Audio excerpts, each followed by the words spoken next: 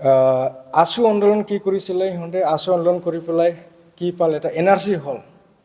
এনআৰচিটো চৰকাৰে কৰা নাছিল কিন্তু চৰকাৰে এনআৰচিটোক লাষ্টত কেনেকুৱা হ'ল এই কোৰ্টৰ দ্বাৰা যায় সুপ্ৰিম কোৰ্টৰ পৰা অৰ্ডাৰ আনাৰ পিছতে এনআৰচিটো হৈছে তো একে পন্থা আমি গ্ৰহণ কৰিম আৰু আমাৰ পূৰ্ণ আস্থা আছে এই সুপ্ৰিম কোৰ্ট হাইকোৰ্টৰ দ্বাৰা এই কামটো হ'ব বুলি নমস্কাৰ প্ৰথমে মই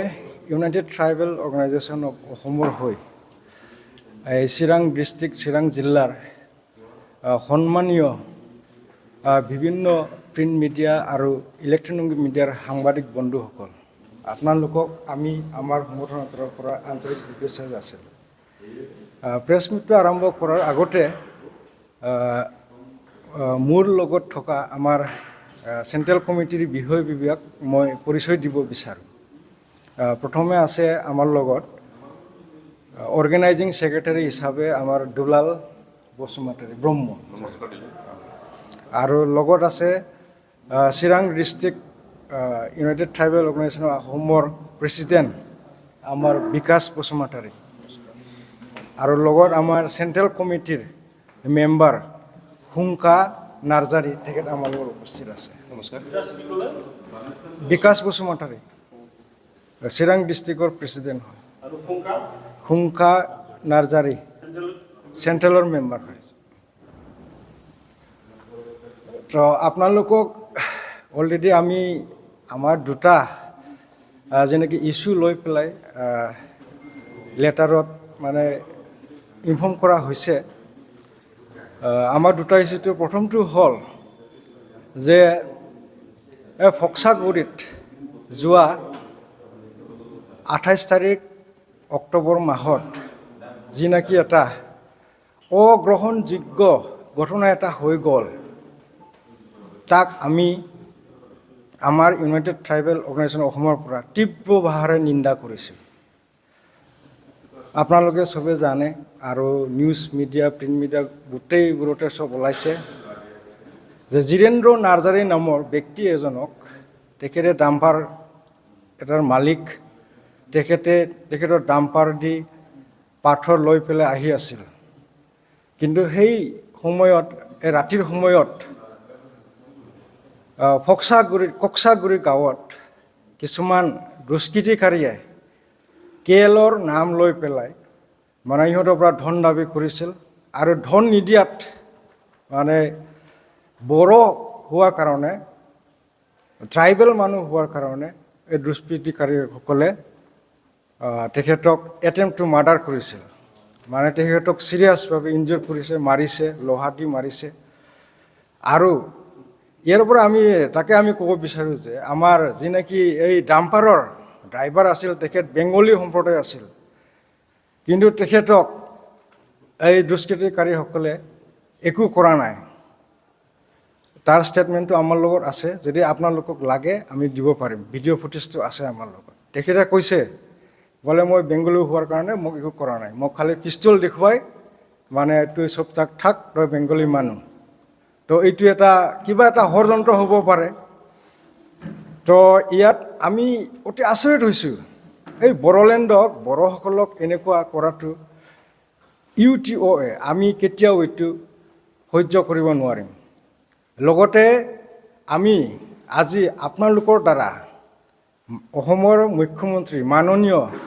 ডক্টৰ হিমন্ত বিশ্ব শৰ্মা আৰু BTRৰ CEM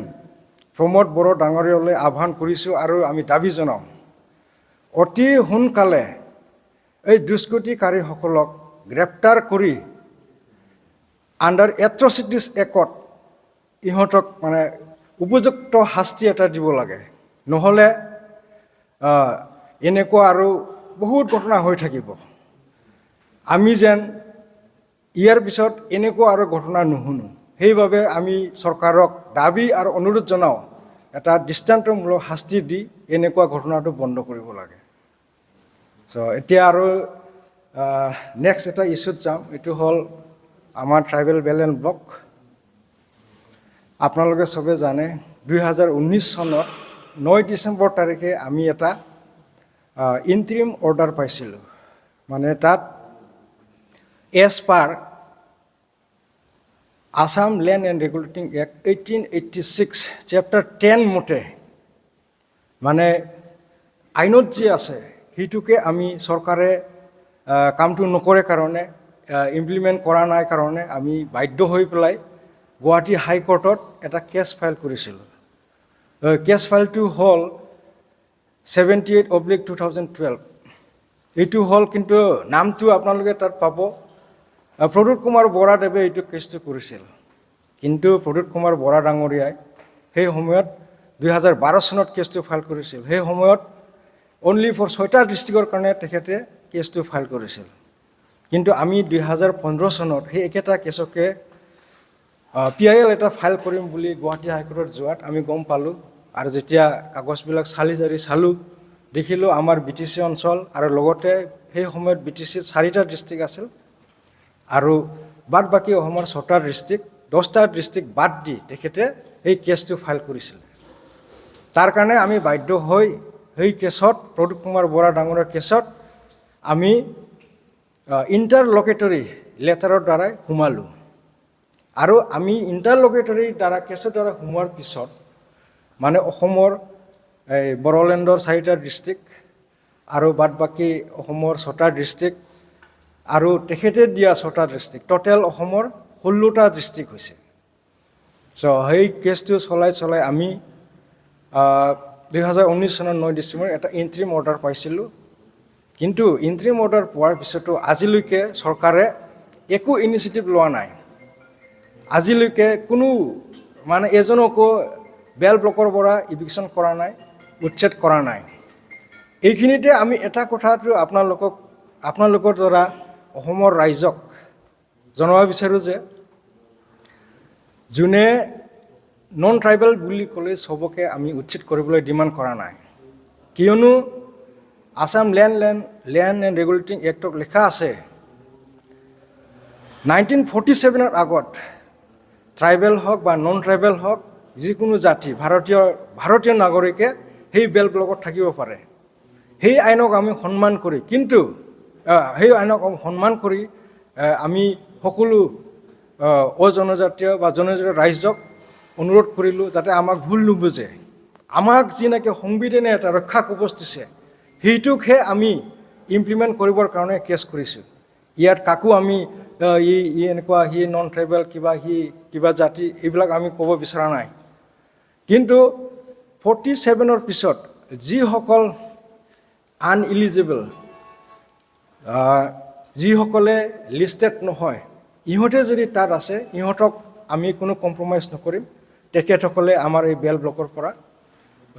চৰকাৰে বেল ব্লকৰ পৰা উচ্ছেদ কৰিবই লাগিব। চ' আমি আৰু বেছি দীঘল নকৰোঁ। আমাৰ যিখিনি ক'ব লগা এইখিনিয়ে। যদি আপোনালোকৰ কিবা সুধিব লগা আছে সুধিব পাৰে। উপায় নাই মানে চৰকাৰ খালি চব নহয়। এতিয়া আপোনালোকে চাব আছু আন্দোলন কি কৰিছিলে সিহঁতে আছু আন্দোলন কৰি পেলাই কি পালে এটা NRC হ'ল। NRCটো চৰকাৰে কৰা নাছিল কিন্তু চৰকাৰে NRCটোক লাষ্টত কেনেকুৱা হ'ল এই কোৰ্টৰ দ্বাৰা যায় সুপ্ৰিম কোৰ্টৰ পৰা অৰ্ডাৰ অনাৰ পিছতে NRCটো হৈছে। তো একে পন্থা আমি গ্ৰহণ কৰিম আৰু আমাৰ পূৰ্ণ আস্থা আছে এই সুপ্ৰিম কোৰ্ট হাইকোৰ্টৰ দ্বাৰা এই কামটো হ'ব বুলি।